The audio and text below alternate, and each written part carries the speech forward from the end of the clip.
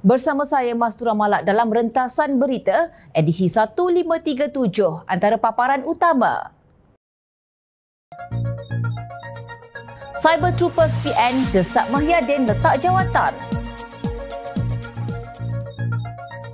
Buang ego, kita punya matlamat yang sama. Daulat disanjung, kasih dijunjung. Politikus jangan buang masa dengan kerja sia-sia.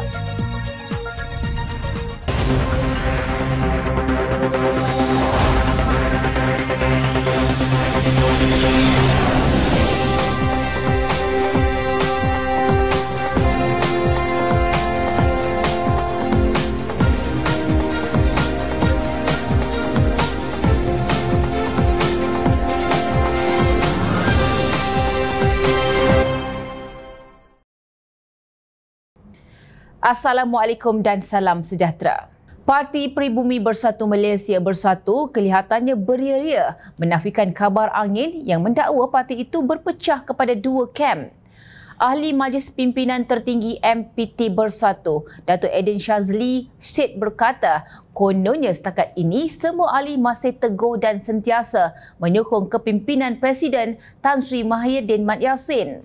Kami bincang beberapa perkara antaranya cadangan pindaan perlembagaan bagi mengukuhkan semua parti. Secara amnya, perpecahan hanya satu dakwaan tidak berasas.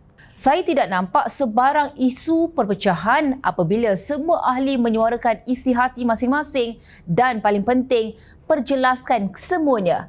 Katanya ketika dihubungi Sinar Harian, walaupun seluruh Malaysia tahu pergolakan itu berlaku sudah sekian lama. Baru-baru ini, Ahli Parlimen Bukit Gantang Datuk Syed Abdul Hussein Hafiz Syed Abdul Fassal yang juga Ahli Bersatu mendedahkan parti itu kini terbahagi kepada dua kumpulan iaitu Kem Presiden dan Kem Setiausaha Agong. Perkara itu didakwa berlaku susulan tindakan Mahyadin membuat pusingan EU selepas mengumumkan tidak akan mempertahankan jawatannya. Bukan setakat menafikan, malah Bersatu dikatakan akan mengambil tindakan undang-undang ke atas wakil rakyatnya yang bertindak mengkhianati parti itu. Setiausaha Agong Bersatu Datuk Sri Hamzah Zainuddin berkata, perkara itu diputuskan pada mesyuarat khas Majlis Pimpinan Tertinggi Parti yang berlangsung di Ibu Pejabatnya Ahad lalu. Beliau berkata bagi tujuan itu, mesyuarat bersatu untuk meminda perlembagaan bersatu bagi menghalang tindakan khianat dalam kalangan wakil rakyatnya daripada berulang. Mesyuarat juga bersetuju mengambil tindakan undang-undang ke atas mana-mana wakil rakyat yang khianat bagi maksud pengosongan kerusi dan Bersatu bersedia untuk berdepan pilihan raya kecil. Selaras dengan ketegasan itu, Majlis Pimpinan Tertinggi MPT juga bersetuju meminda perkara 10 perlembagaan bersatu bagi menghalang insiden sama daripada berulang di masa hadapan, katanya dalam kenyataan dipetik bernama. Sebagai respon, salah seorang wakil rakyat Bersatu menganggap tindakan undang-undang yang diancam untuk dikenakan terhadap ahli parlimen yang ingin menyatakan sokongan kepada Perdana Menteri Datuk Seri Anwar Ibrahim hanyalah satu gertakan. Ahli Parlimen Gua Musang Muhammad Azizi Abu Naim berkata, tindakan tersebut lebih kepada untuk menghalang wakil rakyat beralih sokongan dengan cara menakut-nakutkan.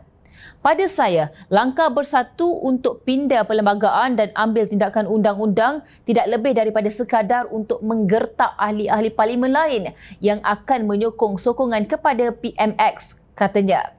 Susulan itu, Majlis Kerja Tertinggi MKT Bersatu memutuskan untuk mengambil langkah undang-undang bagi membolehkan sesebuah kerusi itu diisytiharkan kosong jika wakil rakyat mereka berpaling tada. Namun begitu, lain pula ceritanya apabila Tentera Cyber Upahan Perikatan Nasional dilihat menganggap semua itu sebagai sudah terlambat. Malah pengerusi PN Tan Sri Mahyadin Mat Yassin kini didesak bertubi-tubi oleh penyokongnya untuk meletakkan jawatan sebagai Presiden Bersatu selepas kegagalan memastikan ahlinya setia kepada parti. Keputusan sebahagian ahli Bersatu menyokong Perdana Menteri didorong atas rasa kecewa terhadap keengganan Mahyadin dan pimpinan PN lain untuk berunding mengenai peruntukan kepada ahli Parlimen pembangkang.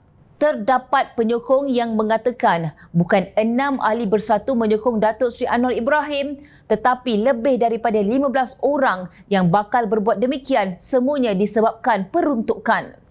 Terdapat akaun yang bernama Encik Richard dilihat kerap menyerang kerajaan di X menjangkakan PN berkemungkinan bakal dibubarkan. Bukan 6 yang melompat tetapi lebih daripada 15. Semua sebab peruntukan. Eloklah Presiden letak jawatan. Malu dekat pejuang Palestin, kena sekat sumber asas pun masih setia dan bertahan. Kita sebab nak peruntukan habis semua melompat. Berkemungkinan PN bakal dibubarkan, kata akaun terbabit. Ciapan itu menarik perhatian penyedia kandungan TikTok Pro PN, Ratu Naga, yang kemudian membidas menyatakan PN lemah kerana orang sekeliling tidak menyokong. Dia membandingkan dengan penyokong Pakatan Harapan yang tidak pernah mendesak Datuk Seri Anwar Ibrahim untuk meletakkan jawatan. PN lemah sebab ada orang-orang keliling yang lemah tidak menyokong Mahyadin dan Tan Sri Abdul Hadi Awang. Serang antara masing-masing. Masa PH jadi kerajaan, ada tak orang-orang keliling PH suruh Anwar letak jawatan? Tak ada kan? Yang lemahkan PN adalah mulut-mulut orang duk canang tarikh, hujung-hujung ahli parlimen semua kena tekan jadi macam ni, balasnya. Situasi balas-membalas itu menimbulkan tanda tanya, kelihatan saling berbalas sesama sendiri.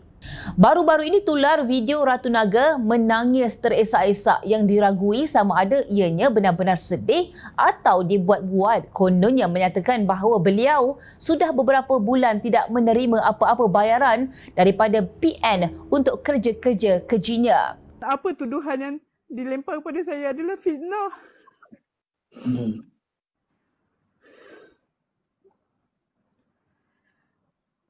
Saya terpaksa berdiam diri sebab saya nak melindungi kawan-kawan yang lain. Sebab ini adalah gerakan rahsia, sebab saya tak nak prejudiskan atau membahayakan NGO-NGO mereka. Saya rela, saya seorang saja. Saya rela, saya seorang saja yang diserang. Tapi lillahi ta'ala, saya tak pernah makan duit anak yatim. Inilah hasilnya apabila hidup bermodalkan fitnah dan tumahan. Mereka cerita dan menjaja naratif jahat untuk menjatuhkan kerajaan yang ikhlas dan jujur dalam membela rakyat. Belum lagi bercerita tentang sumber keuangan yang digunakan untuk menyumbat mulut tentera cyber upahan mereka.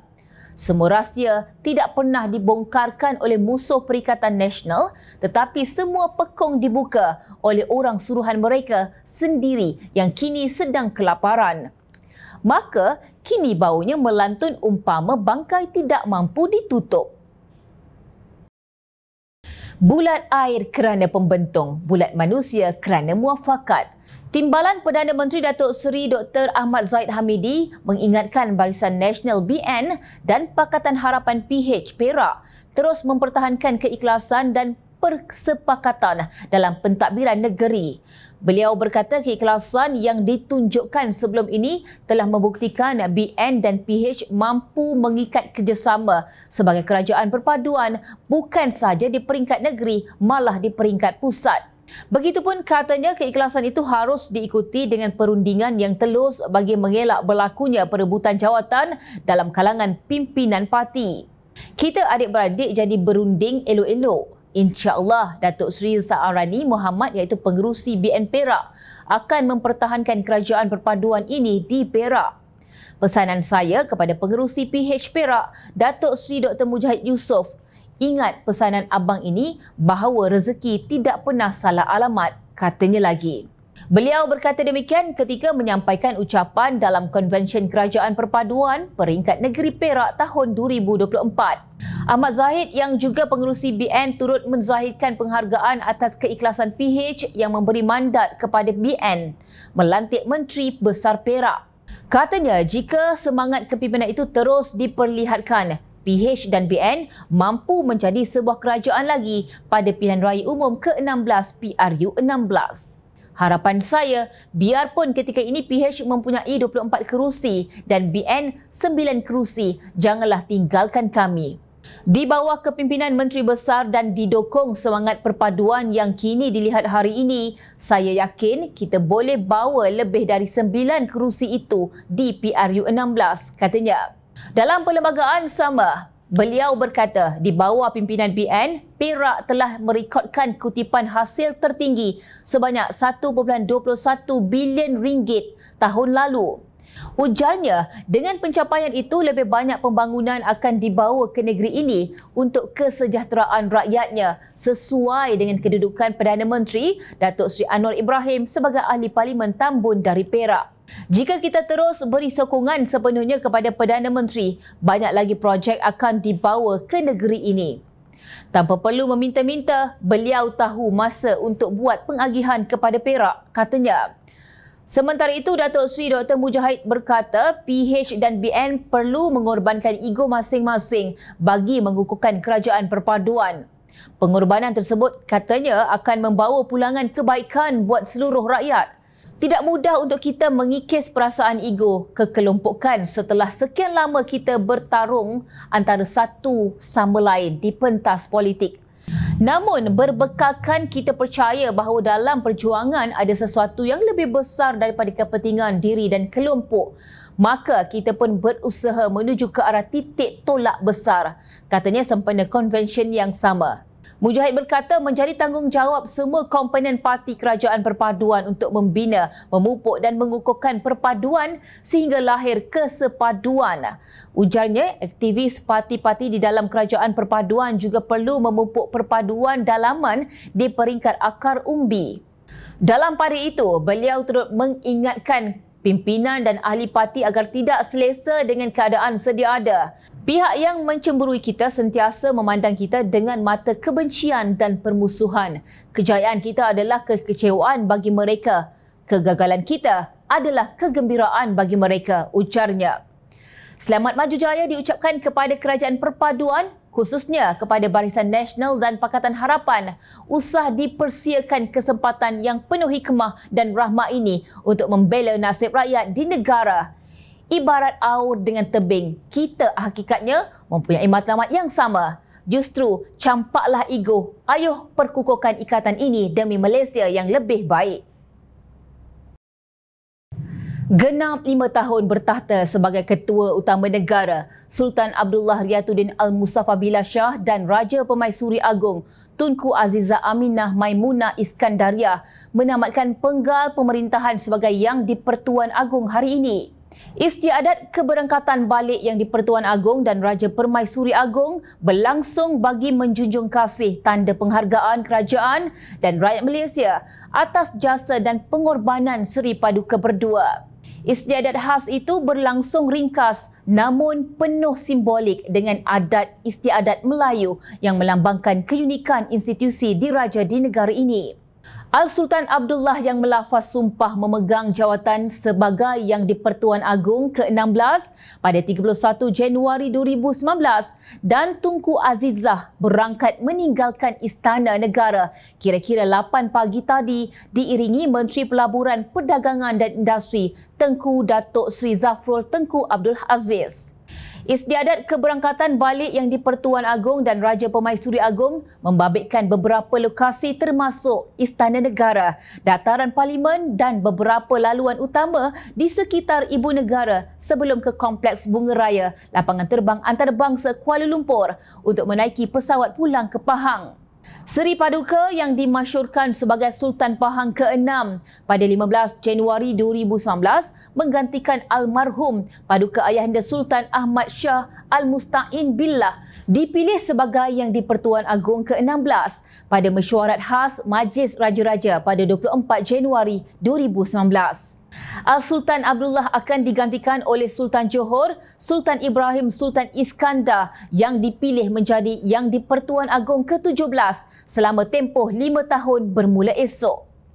Mufti Pahang Datuk Seri Dr. Abdul Rahman Osman menyifatkan Yang di-Pertuan Agong Al-Sultan Abdullah Riatuddin Al-Mustafa Billah Shah sebagai seorang raja yang amat mengambil berat tentang agama.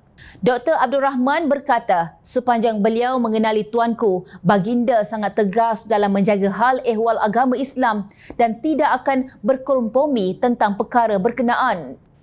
Sebenarnya, tuanku adalah insan yang amat mengambil berat tentang agama dan tuanku menerima apa sahaja hukum hakam yang difatwakan ataupun masalah berkaitan agama ini.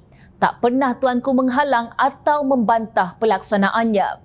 Maknanya, tuanku menerima segalanya, apa sahajalah berkaitan dengan hukum hakam ini. Sebagai seorang Islam, baginda menerima perkara itu. Kita juga, iaitu Jabatan Mufti, tiada halangan untuk mengeluarkan fatwa, memberikan pandangan tentang hukum hakam berdasarkan hukum syarak, katanya kepada Sinar Harian. Dalam pada itu, katanya mengenali sosok baginda yang mungkin ramai yang tidak mengetahuinya bahawa baginda sukakan solat secara berjemaah bersama rakyat. Berkaitan solat berjemaah ini, apabila tuanku tahu bahawa solat berjemaah merupakan fardu kifayah kepada umat Islam dalam mazhab Syafi'i, tuanku berusaha untuk solat bersama ahli qaryah, kata beliau. Tambahnya lagi, kehadiran Al-Sultan Abdullah di mana-mana surau ataupun masjid bukan sekadar untuk solat berjemaah, bahkan baginda turut mengisi masa di rumah Allah untuk membaca Al-Quran dan menyertai majlis tazkirah. Baginda sukakan majlis-majlis ilmu, maknanya penerimaan agama oleh tuanku ini sungguh tinggi. Tuanku juga lepas berjemaah sudah menjadi kelaziman untuk mengajak ahli qaryah untuk makan roti canai pagi-pagi. Itulah yang kita dapat lihat sikap tuanku amat kukuh dan mesra dengan rakyat. Satu perkara yang jarang dibuat dan kita mengharapkan tuanku sebagai contoh yang baik kepada pemimpin-pemimpin lain, katanya lagi. Laungan azan yang dilaungkan oleh pembantu pegawai agama di Istana Negara, Muhammad Mustafidur Rahman Muhammad Syahroni, menambahkan lagi sayu dan pilu warga Istana Negara yang berkesempatan mengucapkan selamat berangkat kepada baginda berdua buat kali terakhir.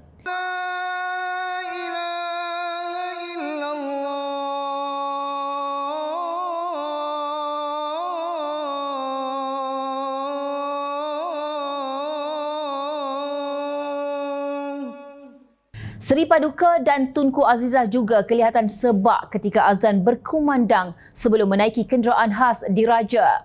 Ketika meninggalkan Istana Negara, kenderaan khas yang membawa Yang di-Pertuan Agong dan Raja Permaisuri Agong melintas kawalan kehormatan darjat daripada Batalion Pertama Regimen Ranger Diraja Kem Wardiban Setapak yang turut mempersembahkan hormat diraja di dataran Istana Negara. Menjunjung kasih tuanku. Kabar angin kononnya Kerajaan Perpaduan pimpinan Datuk Seri Anwar Ibrahim akan ditumbangkan nampaknya jelas hanyalah satu percubaan pembangkang untuk memberikan harapan kepada penyokong mereka. Perikatan Nasional PN dilihat sengaja menyebarkan propaganda dan memburukkan keadaan demi menaikkan semangat penyokong-penyokong mereka. Ahli Parlimen Bangi Shahrizan Johan hanya memandang sinis langkah menjatuhkan kerajaan selepas seorang lagi ahli Parlimen PN menyatakan sokongan kepada Perdana Menteri. Langkah Dubai yang disebut-sebut nampaknya memberi petunjuk bahawa ia hanya propaganda pembangkang untuk memburukkan keadaan. Beria beritahu semua orang bahawa kerajaan tumbang, lepas itu tup-tup seorang lagi pula menyokong PMX. Pening PN sekarang ini, katanya ringkas di aplikasi X. Setakat ini, seramai 6 ahli parlimen daripada PN telah mengisytiharkan sokongan kepada PMX dengan semuanya daripada Parti Pribumi Bersatu Malaysia Bersatu. Himpunan yang diadakan baru-baru ini di hadapan Istana Negara dengan turut dihadiri Tun Dr. Mahathir Mohamad, kononnya bagi memberi tekanan kepada kerajaan dilihat satu kerja sia-sia dan tidak berjaya menghasilkan apa-apa. Malah menyaksikan blok pembangkang beralih sokongan kepada kerajaan, mungkin selepas ini tentera cyber pembangkang akan menyebarkan tarikh baru mengenai kejatuhan kerajaan. Apabila kita sudah tahu bahawa dalam 4 tahun ini PN memang terpaksa menjadi pembangkang, mungkin penyokong-penyokong pun tidak lagi mahu bersemangat seperti dahulu, katanya. Selepas usaha menjatuhkan kerajaan menemui jalan buntu, penyokong Tegar PN dikatakan merancang untuk menyerahkan memorandum bantahan kepada pihak tentera. Menerusi tangkap layar tular dipercayai dari aplikasi Telegram Tin Walabot, salah seorang penyokong mengatakan dia akan menghantar satu memorandum rakyat kepada tentera dalam tempoh seminggu ini seandainya kerajaan gagal ditukar. Dan difahamkan mereka mahu berbuat demikian selepas Ahli Parlimen Tanjung Karang, Datuk Dr. Zulkifli Hanafi menyatakan sokongan secara terbuka kepada Perdana Menteri di tengah-tengah dakwaan mereka sudah pun mempunyai cukup jumlah. Fikiran separuh masa itu bagaimanapun hanya menjadi bahan jenaka ramai di media sosial yang mengumpamakan mereka seperti sudah sangat terdesak. Andainya kita gagal tukar kerajaan, eloklah kita hantar memorandum rakyat kepada tentera biar tentera pula buat move. Aku lebih suka tentera yang memerintah daripada ahli politik sebab ahli politik semuanya pentingkan diri. Kalau betul ambil berat terhadap rakyat, dah lama tumbang kerajaan Madanon, tak payah Tun Mahathir lead. Kita tunggulah seminggu lagi. Kalau gagal, aku sendiri akan hantar memorandum rakyat kepada tentera. Ini semua adalah antara komen yang diterima daripada individu yang dilihat kecewa kerana telah diperbodohkan PN. Apa tidaknya, hari demi hari mereka disogok dengan pelbagai andaian dan tarikh. Namun akhirnya hanya tinggal janji kosong yang dihilaikan dan diketawakan pimpinan penunggang agama bangsa kebangsaan mereka. Sokongan Ahli Bersatu yang ke-6 kepada Perdana Menteri menguatkan lagi gambaran bahawa usaha tebuk atap yang sedang dirancang sebahagian bekas pemimpin negara tidak akan terjadi atau sebenarnya ia telah berakhir. PN juga tidak mempunyai kekuatan untuk mempertikaikan sokongan majoriti diperolehi oleh Perdana Menteri. Usaha berhimpun di hadapan pintu Istana Negara baru-baru ini untuk memberi tekanan terhadap Perdana Menteri juga tidak berhasil, malah jelas hanya sekadar membazir masa. Rakyat semakin cerdik, rakyat mahukan kesejahteraan dan keadaan ekonomi negara kembali pulih. Cukuplah derita yang ditanggung selama 33 bulan negara ditadbir oleh Perdana Menteri dan Menteri Cap Ayam. Bukan boleh hidup jika hanya dengan propaganda murahan pembangkang yang hanya diperjuangkan oleh kepentingan individu tertentu. Politikus, janganlah membuang masa dengan kerja sia-sia dan berhentilah memperbodohkan rakyat. Ingat, rakyat sentiasa memerhati. Baiklah, Jom Channel ingin mengucapkan jutaan terima kasih kepada para penyokong Jom Channel dan kepada anda yang berminat untuk memberikan sumbangan bagi membolehkan kami meneruskan perjuangan menyampaikan berita yang benar. Sumbangan boleh dibuat melalui akaun bank yang tertera. Suara rakyat kami sampaikan demi negara tercinta. Teruskan bersama kami di Jom Channel untuk mendapatkan berita politik tanah air. Saya, Mas Romala. Assalamualaikum dan jumpa lagi.